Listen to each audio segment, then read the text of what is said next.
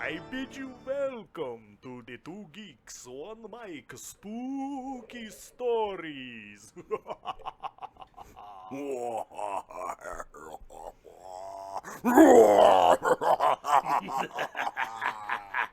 Tonight we bring you scary stories that will sure to leave a brown spot in your pants. With me is my good friend Markenstein, the Wolfman Logan, and I am Count Joshua. Did we get like Joshua. Do we get enough of that, or do we want some more? No, we can I do think- some more. No, I think we're good. We can do some more. I can do this all night. You know what though? I think that the people have been starving so long to hear our voices that we need to go. We need to come correct some. I can't do that. I will devour your soul. Come get some, bitch. Yeah, we need to come. We need to come correct. We need to come. We need to 100. come correct. Yes. Come clean. Come sharp.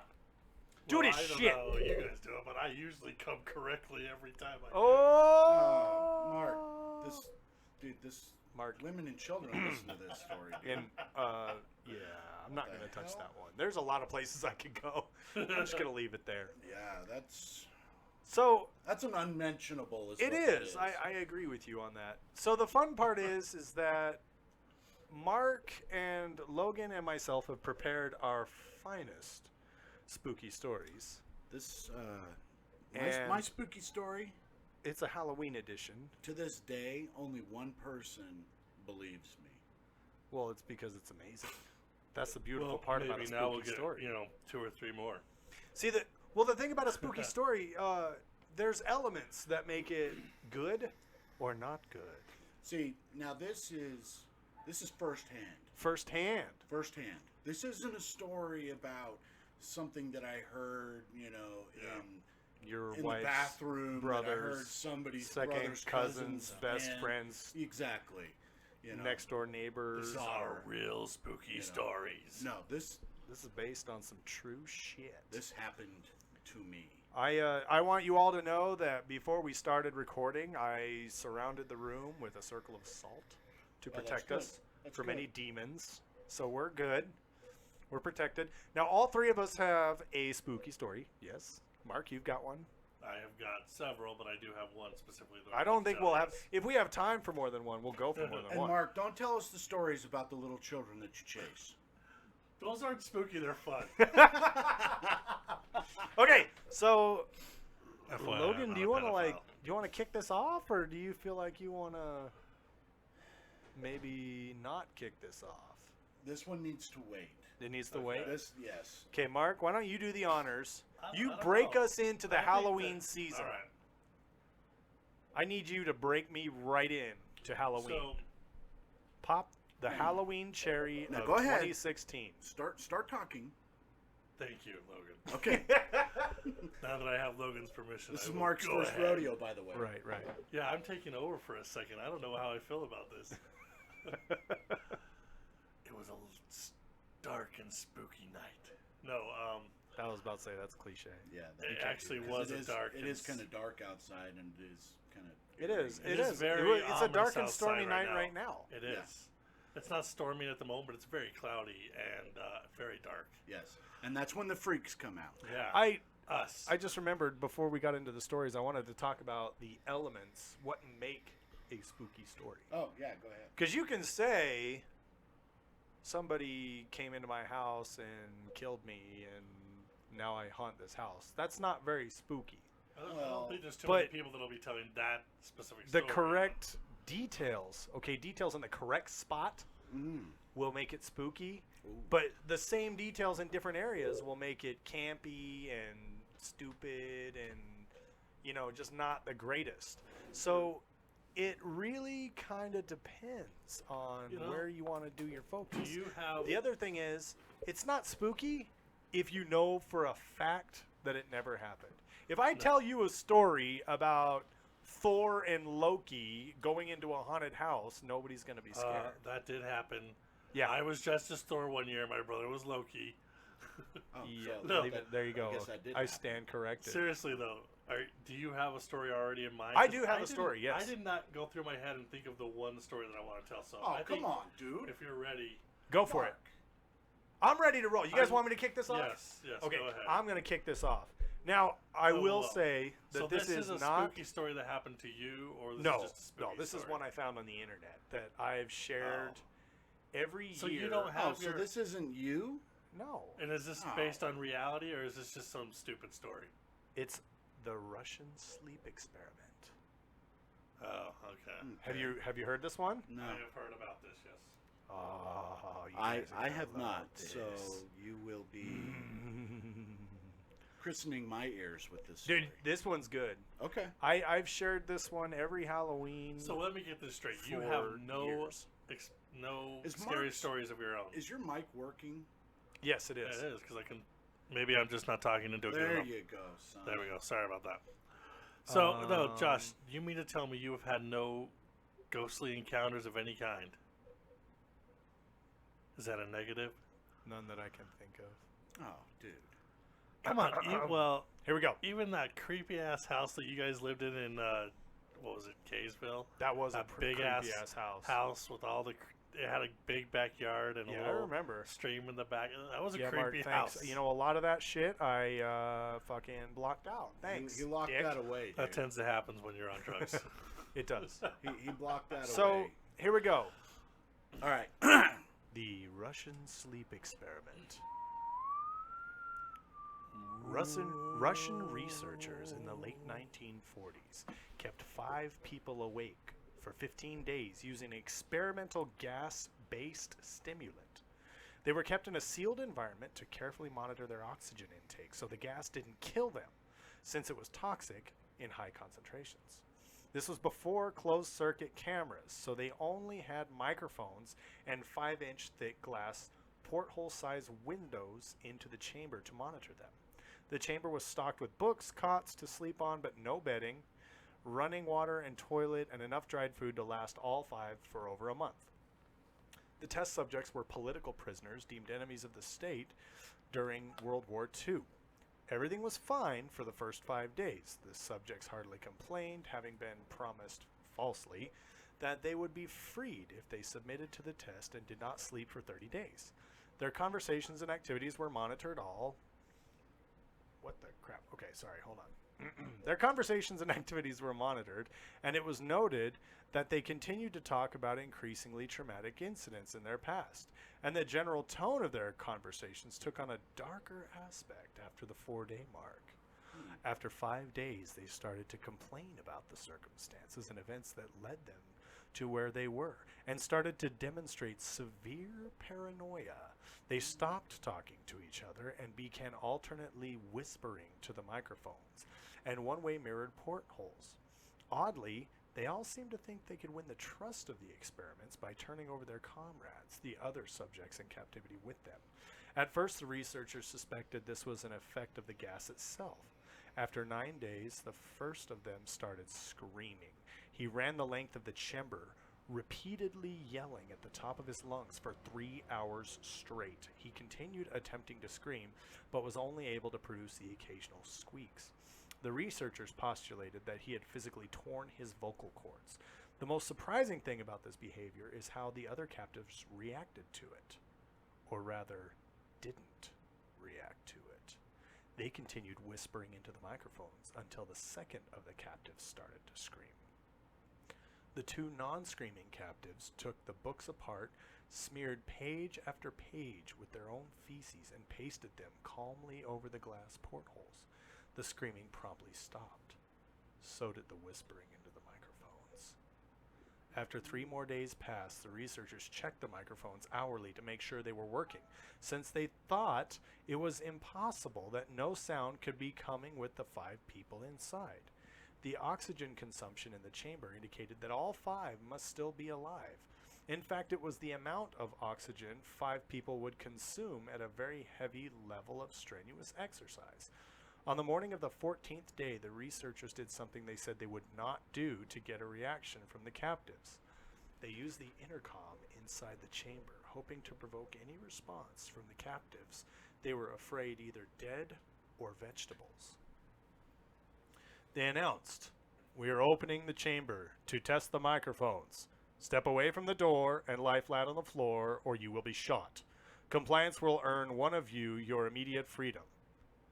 To their surprise, they heard a single phrase in a calm voice response: "We no longer want to be freed."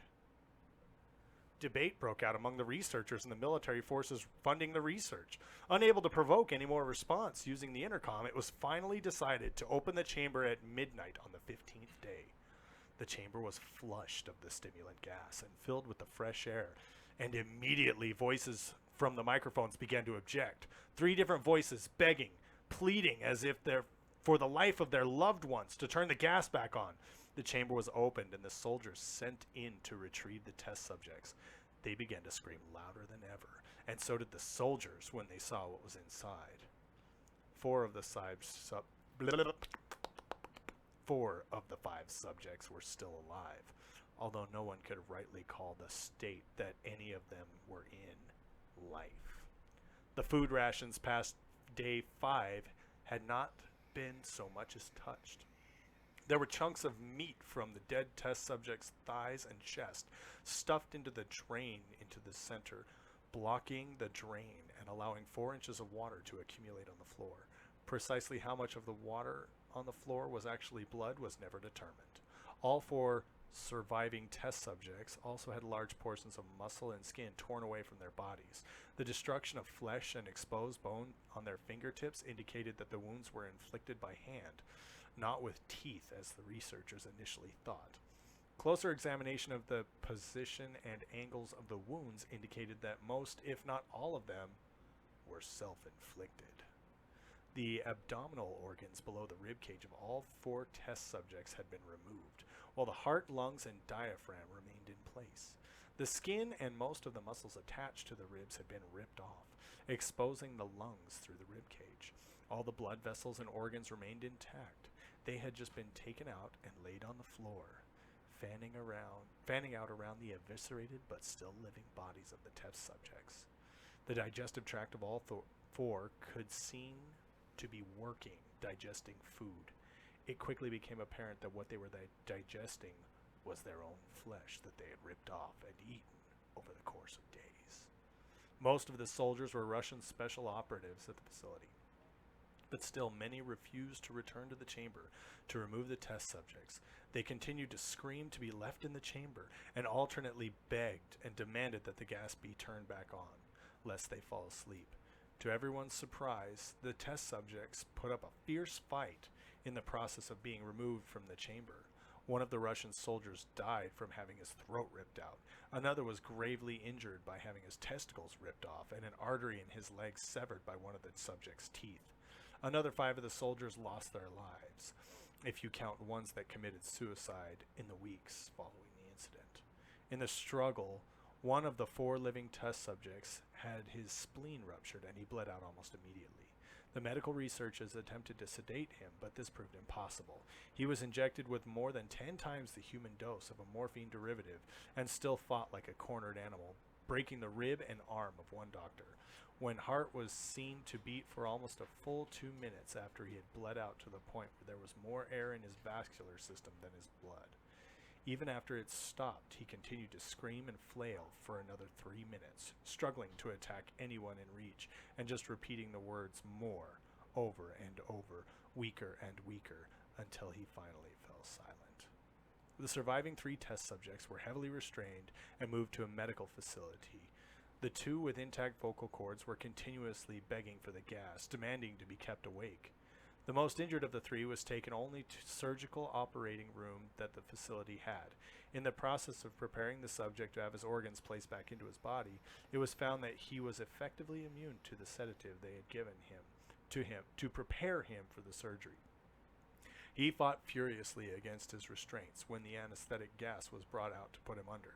He managed to tear most of the way through a 4-inch wide leather strap on one wrist, even though the weight of a 200-pound soldier holding that wrist was as well.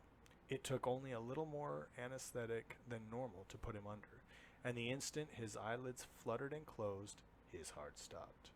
In the autopsy of the test subject that died on the operating table, it was found that his blood had triple the normal level of oxygen. His muscles that were still attached to his skeleton were badly torn, and he had broken 9 bones in his struggle to not be subdued. Most of them were from the force his own muscles had exerted on them. The second survivor had been the first one of the group to start screaming. His vocal cords destroyed, he was unable to beg or object to surgery, and he only reacted by shaking his head violently in disapproval when the anesthetic gas was brought near him. He shook his head yes when someone suggested reluctantly they try the surgery without anesthetic, and did not react for the entire 6-hour procedure of replacing his abdominal organs and attempting to cover them with what remained of his skin. The surgeon presiding stated repeatedly that it should be medically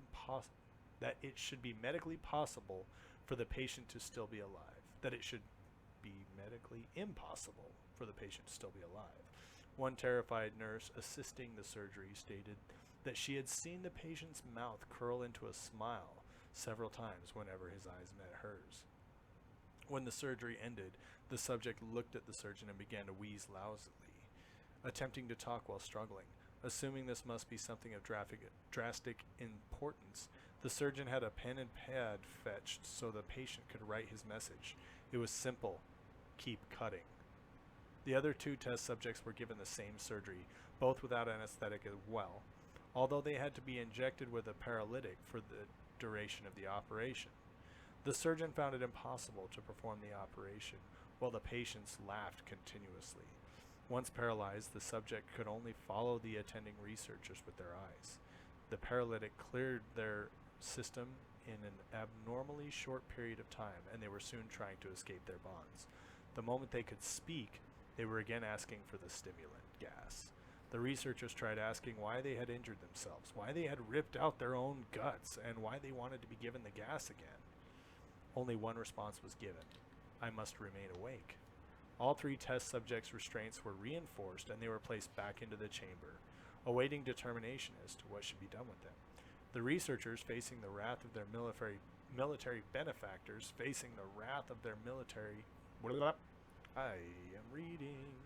The researchers, facing the wrath of their military benefactors for having failed the stated goals of their project, considered euthanizing the surviving subjects.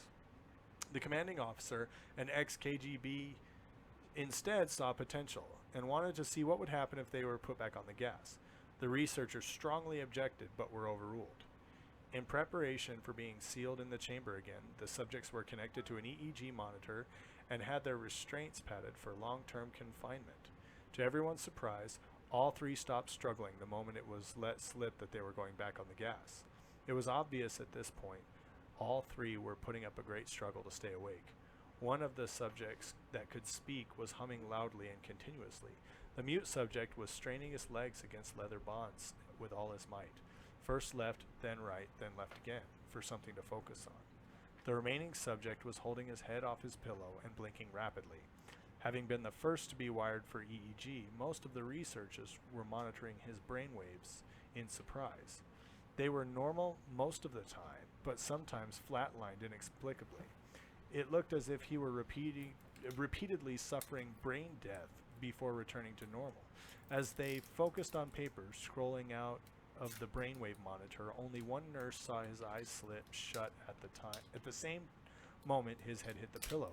His brainwaves immediately changed to that of deep sleep, then flatlined for the last time as his heart simultaneously stopped. The only remaining subject that could speak started screaming to be sealed in now. His brainwaves showed the same flat lines as ones who had died from falling asleep. The commander gave the order to seal the chamber with both subjects inside, as well as 3 researchers. One of the named 3 immediately drew his gun and shot the commander point blank between the eyes, then turned the gun on the mute subject and blew out his brains as well. He pointed the gun at the remaining subject, still restrained to a bed, as the remaining members of the medical research team fled the room. "I won't be locked in here with these things! Not with you!" he screamed at the man strapped to the table. "What are you?" he demanded. "I must know!" The subject smiled. "Have you forgotten so easily?" the subject asked. "We are you. We are the madness that lurks within you all. begging to be freed at every moment in your deepest animal mind. We are what you hide from in your beds every night. We are what you sedate into silence and paralysis when you go to the nocturnal haven where we cannot tread. The researcher paused, then aimed at the subject's heart and fired. The EEG flatlined as the subject weakly choked out, "So nearly free." Oh yeah. Oh yeah. Come on now. So there's no like conclusion to like why they reacted that way or anything. There's no. No, because the There's nothing there. research experiment was shut down. But still, I'm sure scientists to this day have studied it. There's nothing. I'm just curious. That's fake, dude. That's so fake. Is it? Yeah. Is it? Yes. Is it, Logan? See, what I want to know is, well, I guess it's just one thing I'm wondering. I can't remember, when did that take place, supposedly? 1940s. Okay. Now, if it took place in Germany, yeah, I could get on board with that because they did all kinds of weird shit. I don't know, the Russians Russians doing did that some weird stuff shit too, dude. Did they? Sweet. Okay, Mark, your turn. Yeah, mine's not going to be that long, honestly. Yeah, I have more I like, honestly didn't think because this my was gonna be that stories long. are more, Sorry. personal experiences that I've Right. had. That's okay. So, okay. Go ahead. So, mine's kind of a two-parter.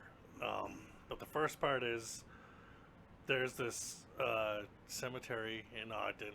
It's the Ogden Cemetery. It's, it's very, very creepy. It's old. And there's supposedly all these, ghost stories there. There's one, I believe, called Flo that's supposed to be this, I believe she was hitchhiking or something. She was walking home from a party or something one night when she got hit by a car. So supposedly you can see her in the graveyard and around the graveyard or something walking down the street. So I'm about 18 years old. My friends and I decide after work one day, it was on a Halloween night, coincidentally enough, we decided that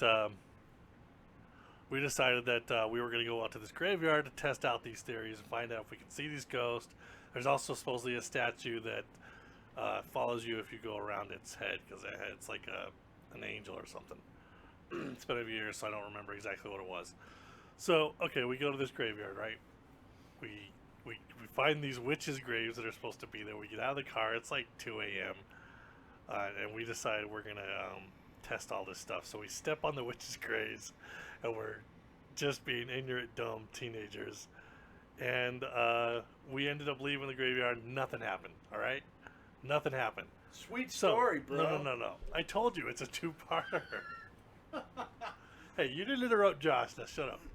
All right. So. Well, you said nothing happened. It's a two-parter, though. Oh, He said it's gotcha. a two-parter. Okay, continue on. I got your back, Mark.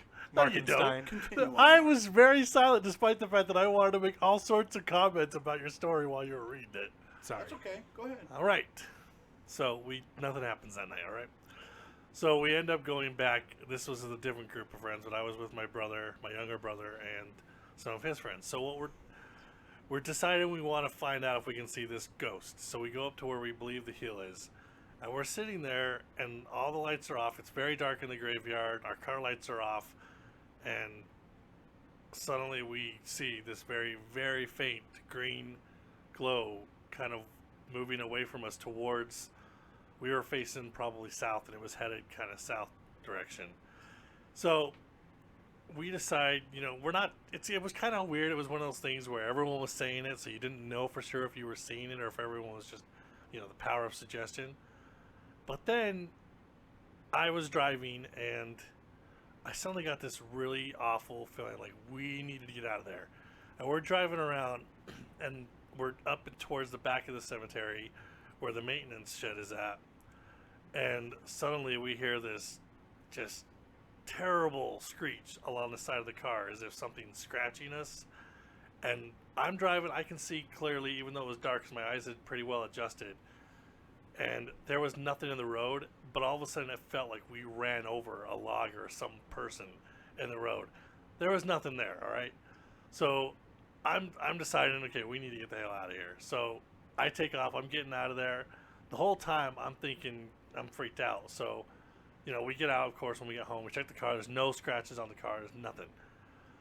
So a few days later, we go back, and at the same exact spot we're driving around it, and it's close to midnight both times.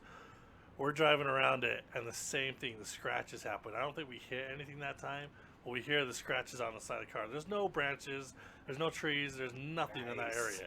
It's completely just dirt road, and then there's a storage, the maintenance shed. There's nothing. There's nothing there that could have scratched the car. I like it. So yeah, we got home. I never knew what that was, but to this day, I do not like going back to that graveyard. It's I love it. very creepy. There is one other thing that I want to say, and I wish I had it with me, but I did do an EV. I was one time in my own house that I'm currently living in. There was, I just got this feeling someone was there. And so I was very curious, so I pulled out my phone and decided to record. I started asking questions. I wait for answers. And I probably did it for 3 or 4 minutes before I was like, okay, I'm going to see what I have. And the last question I asked was, what is it that you want? And then I'm kind of talking to it, if you don't talk to me, I can't help you, kind of saying that stuff. But that was the last question that I actually asked. So then I say, okay, I'm going to listen to what I have. I stop the recording. I play it back. And right before I say, okay, I'm going to listen to what I have, I hear this, It was freaky as hell.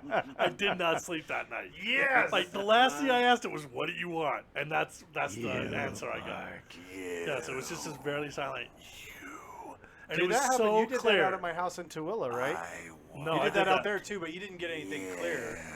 No, I got some knockings and shit out there. I was out at Josh's house in Tooele. I'm out there alone in the shed. Well, it was kind of my bedroom shed. We had converted the garage into a room. So I'm out there alone. It's very dark and creepy already. And yeah, I heard knocking and all sorts of crazy ass shit. And there was no one out there. That I don't know, me. but the EVP. Me, I'm going to. I actually checked outside the door to see if anyone was there. My first reaction was, "What do you want? Who's there?" Nice. And no one answered. But yeah, I'm going to have to get that EVP to producer A to load up. Nice. So people can hear it. That would be sweet.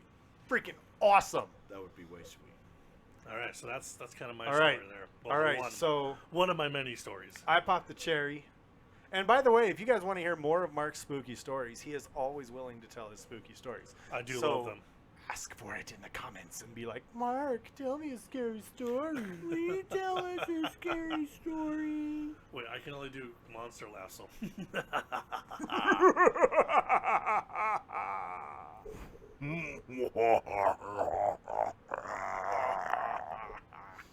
All right. Okay, Logan, you have promised a story that is based on true events.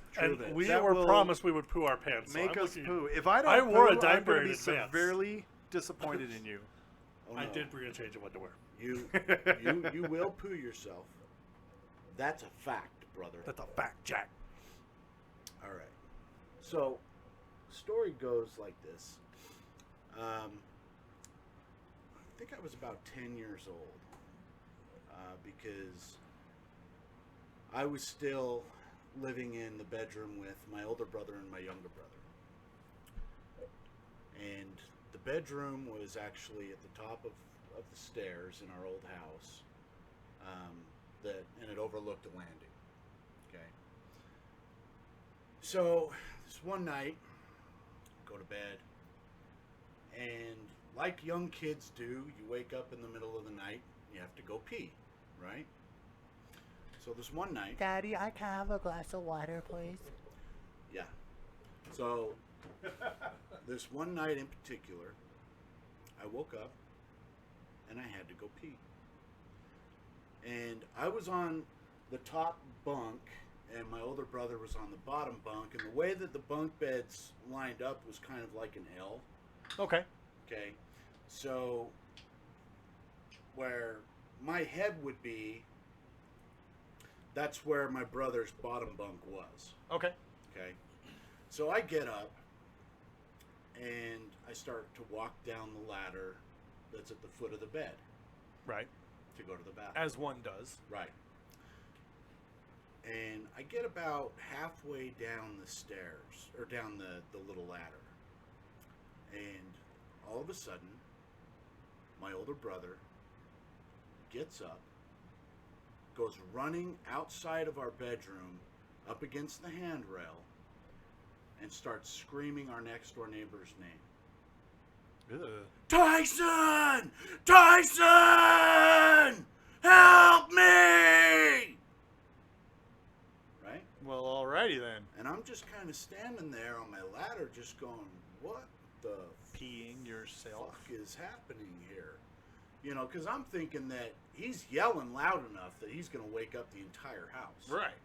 Now, Don't get me in trouble. from our bedroom door, you can look out our bedroom and it goes right to my parents' bedroom.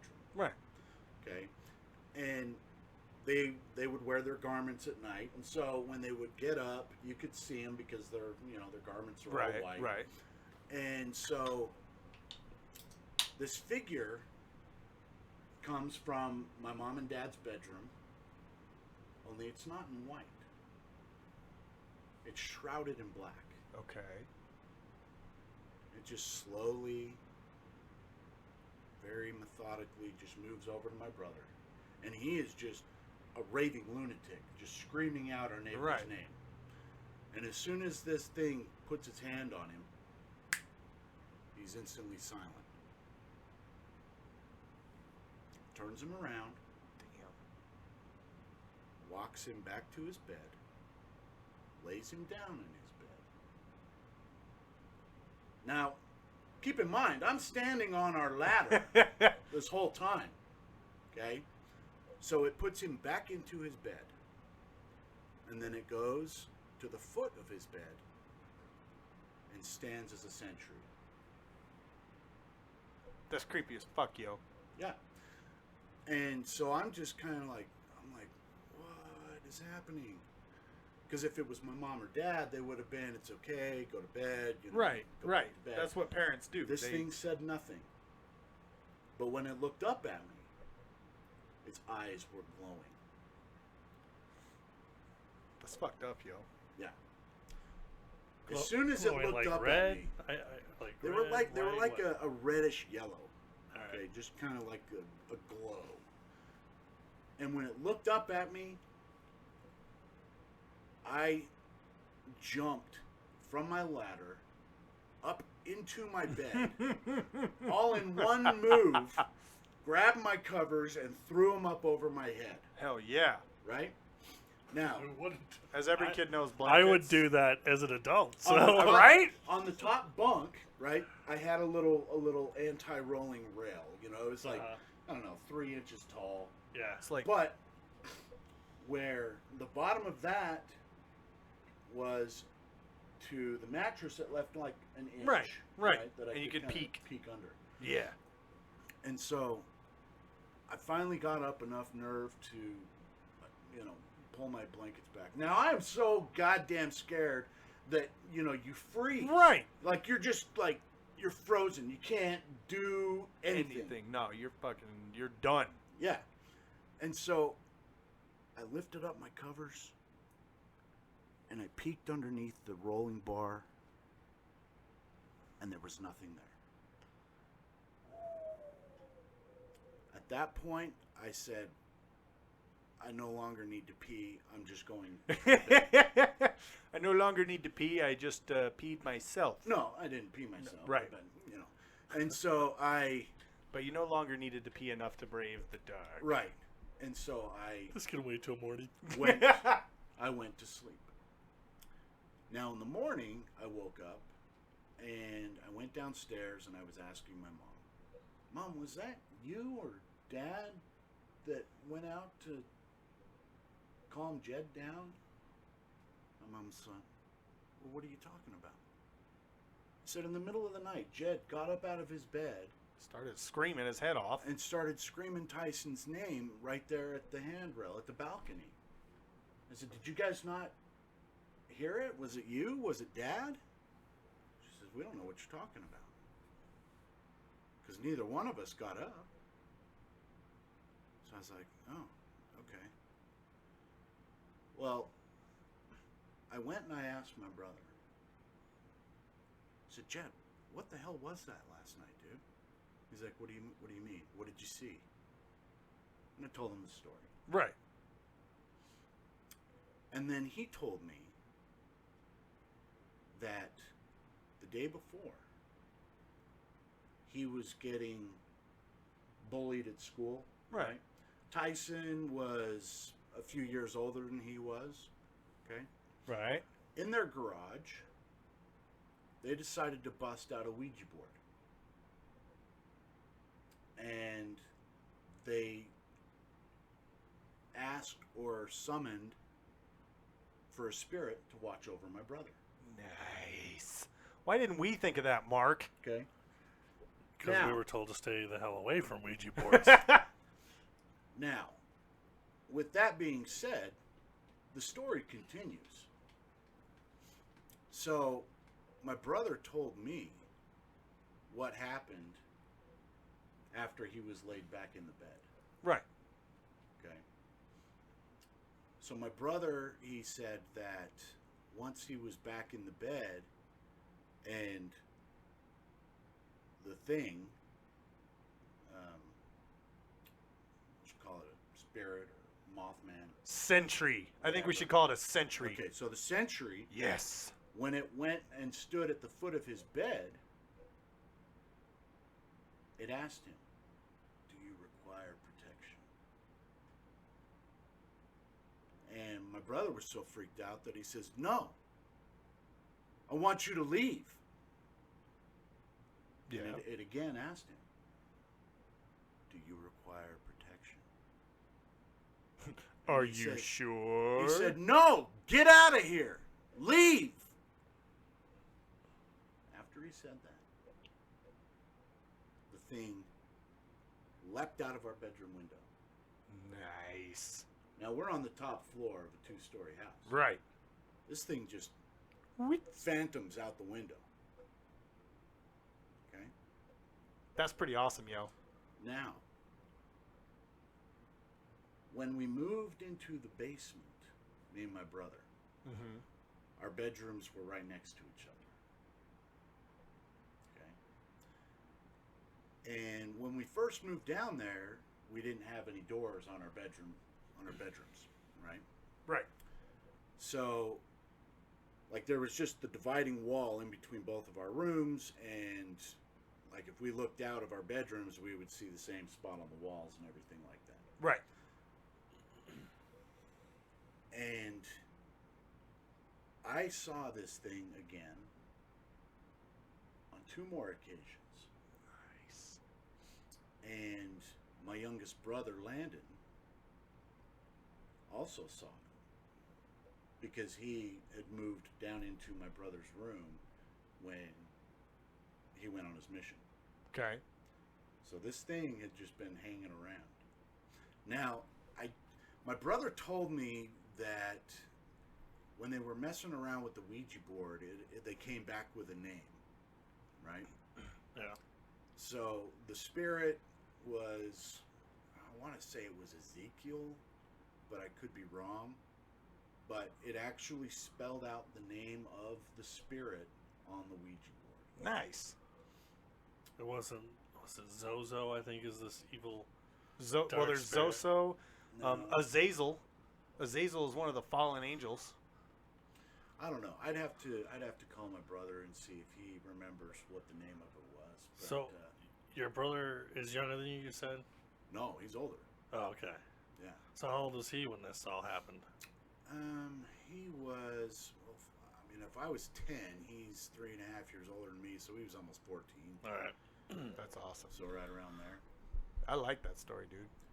And yeah, to this day, I mean, I can recall that story with 100% certainty. That's awesome. Because it happened to me, son. That's awesome. Now, That Well, and they've is done study creepy after as hell. study after did study. you poo yourself? Did you pee yourself? A little bit. Yeah, a little bit of both. Yeah. Okay. I got a little bit of both. No, it's funny. They've done studies and found that people who have experiences that are very highly emotionally charged, those events tend to be seared into their mind. Oh yeah, dude. and you remember with more clarity what the events that happened during the event of you pooing yourself, because Ezekiel, the guardian sentry, is looking at you dead in the eyes. Yeah, I mean, I'd have to call my brother and find out exactly what. Yeah, that's badass. I like that. But, That is badass. If you can find out the name, I'm just curious. That'd be cool. No, we should. You should find out the name, and when we do our ghost hunting. Ooh, What do you no. think? What do you think? I don't know if we want to invite Logan's old buddy back. Yeah, dude, I don't know. Okay, well, That shit- I don't think I would be very. that shit inclined follows on you that home. one, dude. Yeah, so Well, dude, I'm happy. I think these are awesome spooky stories. I They like are. your guys better than mine. Mine kind of suck. well, you So, didn't have any of your own. That's disappointing. I was hoping you had something of your Yeah, own. dude. I was don't. thinking, I really don't, man. Oh, I dude, just- Josh is crazy. No. He's gonna have some wicked ass spooky We stories. need to get That's what I'm Josh's saying, wife though. down Everybody's here. like, I got a spooky Producer story. A probably has plenty of spooky And then I'm like, stories. yeah, that's like a regular weekend for me.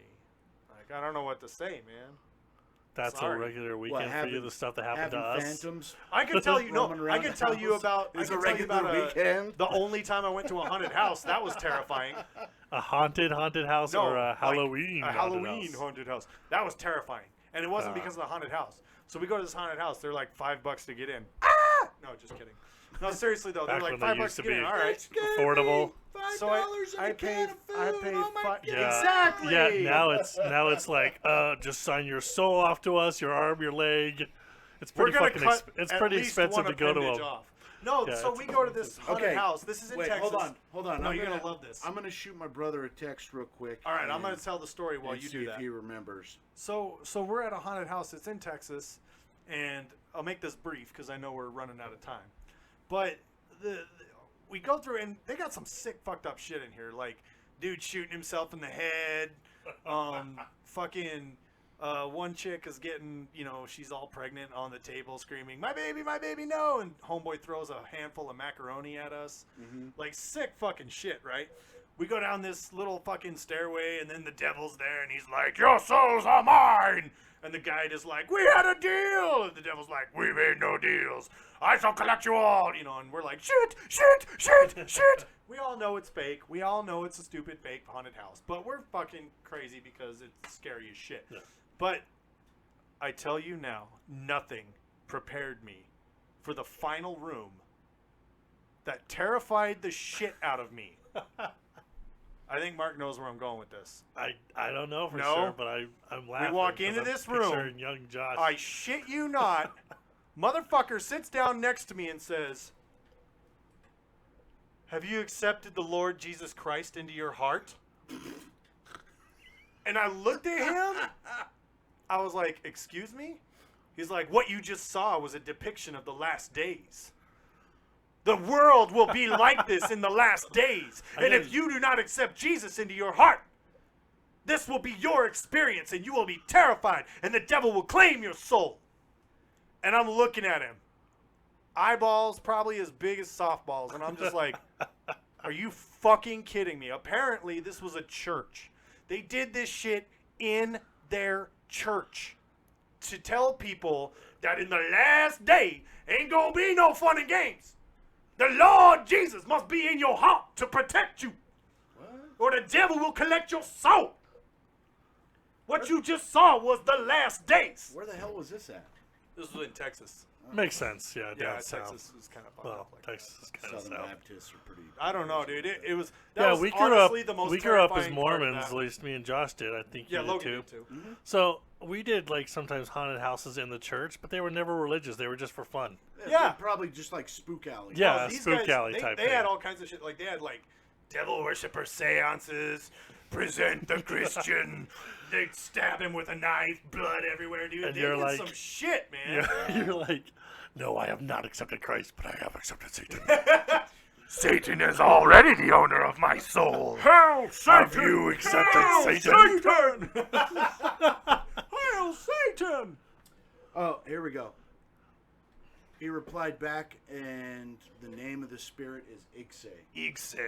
Oh, Did you let's guys look Google that that? up. Let's Google that. I-G-S-A-Y. I'm gonna Google it right. I know we're over, but I think that I like the this might be fans the need to scariest know. stories I've ever heard, man. Uh-oh. Igse. Does anyone like have a Scooby snack? All right, let's do this. Hashtag Igse on Twitter. No. Igse pronunciation. How to say this in English. Words starting with Igse. Scrablo.com. Did you check out spirits? Type in like spirits with that name. Spirit? Or demon or something. It's like, did you mean easy spirit? No, I really did not While mean you're easy searching, He's an easy while you're spirit. searching, I want to He'll get tell, his since hold we're on you, believe all right. it. What That was the I was channeling Phil Collins. Yeah, Easy he's lover. still alive, so I don't think that works too well. Anyway, Shut up. Okay. Oh, So- the New Testament, our Lord right. Jesus Christ, translated. For Igse, through the grace that is given unto me. But that's a different language. It's not English. Sorry. well, it's probably some old Latin name or something. Yeah, it's true. Sounds we'll have to Latin. do some research. You know what we'll do? We'll do some research. I'm actually starting up a Yeah. 2Geeks1Mic blog, The Afterthought. Ooh. So what we're going to do is, if you got any follow-up comments or anything like that, I'm going to include those in the blog, and then I'm going to talk about things that we ask about in the show that we don't necessarily get around to actually researching. So what I'll do is, for this episode on The Afterthought, I'll go ahead and I'll see if I can find anything on Igse. Yeah, that sounds awesome and amazing. So be sure to tune in for the next few episodes. We're going to be doing a lot of recording this week. We're doing a lot of Halloween episodes. We're trying to we make up for gotta the fact catch that up. we're halfway through October and this is our first. Yeah, so Halloween stuff. we're about to shotgun y'all. We're about to shotgun y'all. I don't know about you guys, but that totally put me in the mood for Halloween. I'm ready for it, man. Yeah? I'm ready for Halloween, dude. This is fucking awesome. You good for it? I'm good. Are you? Oh, You dude, good? I'm always Mark, good. you good? I'm great. Sweet. All right. Well, hey, thanks, guys. You know what to do. Share, like, subscribe, comment, all the goodness. Love. Love us. And remember to Love spook. us. You will love us. Oh. Give us your souls. You will love us. Good night, everybody.